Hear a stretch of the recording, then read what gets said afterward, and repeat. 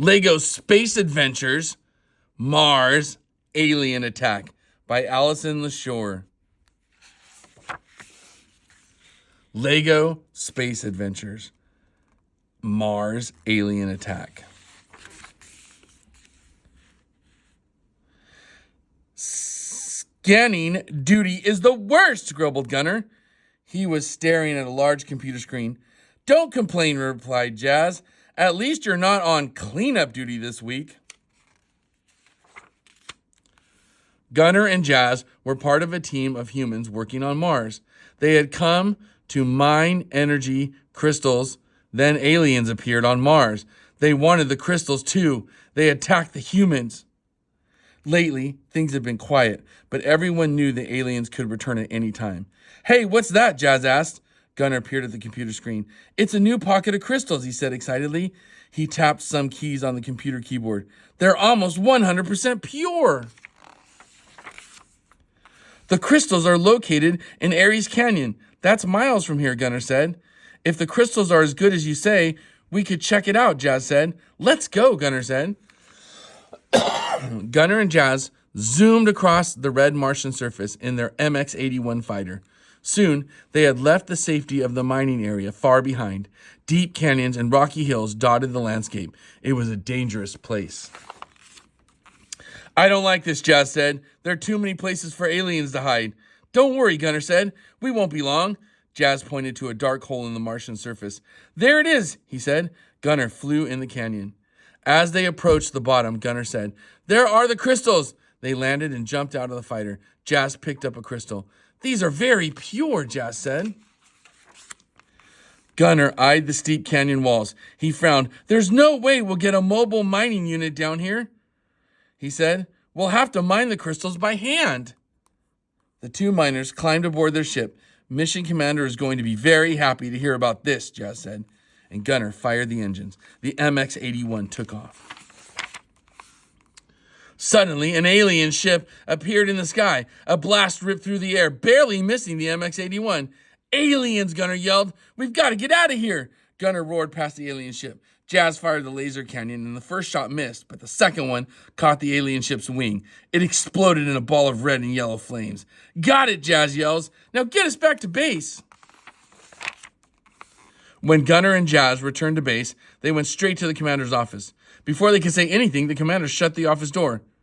What were you thinking going out so far on your own? He said in a gruff voice. Jazz pulled a crystal out of his suit. The scanner picked up a cluster of crystals, he said.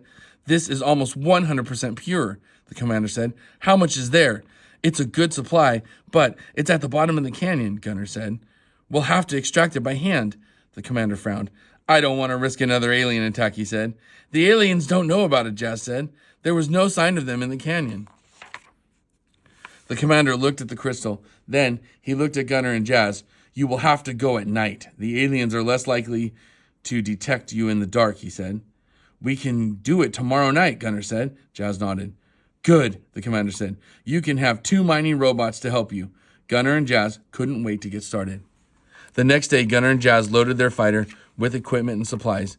Many mining robots were safely stowed aboard. At sunset, the 2 miners boarded the MX-81 and left base.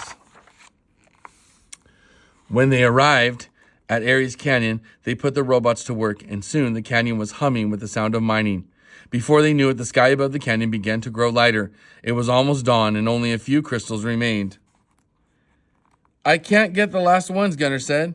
I'll get the equipment back to the fighter, Jazz replied. Suddenly, the ground began to shake. Rocks and boulders tumbled down the sides of the canyon.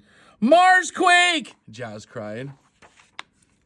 A huge boulder bounced across the canyon floor. It flattened one of the mining robots. Crunch! It hit the MX-81. Oh no, Gunner said, running to the plane. One of the laser cannons was destroyed. At least we can fly out of here, Gunner said. Let's hope we don't run into any aliens, Jazz responded. Then suddenly, as it had started, the Marsquake stopped. Wait, Gunner said, puzzled. I hear something. Slowly, he looked up, and hovering in the sky were 3 alien ships. The 2 miners stood completely still. They expected the ships to open fire, but they didn't. What are they waiting for? Gunner whispered. It's still dark down here, Jazz replied. I don't think they see us. And as soon as the sunlight reaches the bottom of the canyon, we're in trouble, Gunner said. We're in more trouble than that, Jazz said. We're down to one laser cannon, remember? Without warning, the 3 alien ships slowly rose into the air and disappeared. Quickly, Gunner and Jazz climbed aboard the fighter. Gunner started the engines with a roar, and they zoomed out of the canyon. And instantly, the air was filled with explosions. Gunner zigzagged between the alien ships, avoiding the gunfire. Jazz aimed the laser cannon and fired. The alien ship exploded. "Direct hit!" Jazz cried. The MX-81 sped away. The 2 remaining alien ships turned and followed, their guns blazing. Gunner tried to outrun them, but the alien ships were faster than the MX-81. They zoomed closer. Gunner glanced at the scanner in the cockpit. "We've got another problem," he groaned. "A huge wall of red dust towered in front of them. Dust storm!" "Wait, I've got an idea," Gunner said, and he pointed the MX-81 straight into the wall of red dust. He plunged the fighter into the storm. "What are you doing?" Jazz screamed. "The dust will destroy the engines." "Not if I move fast enough," Gunner said, "and the aliens won't be able to see us in the storm." Gunner flew straight into the red cloud. The fighter rocketed up, then zoomed down and around. The engines began to sputter and cough. "Time to leave," Gunner said, and he flew the fighter up and out of the storm. The sky was blue and clear, and there were no alien ships anywhere.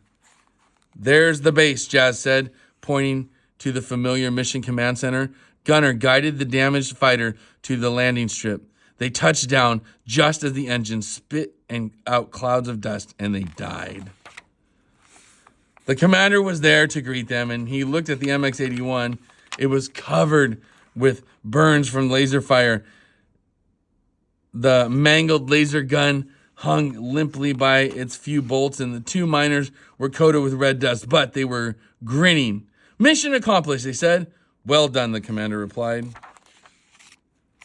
They got all of those crystals. Lego Space Adventure Mars Attack. I hope you love this book.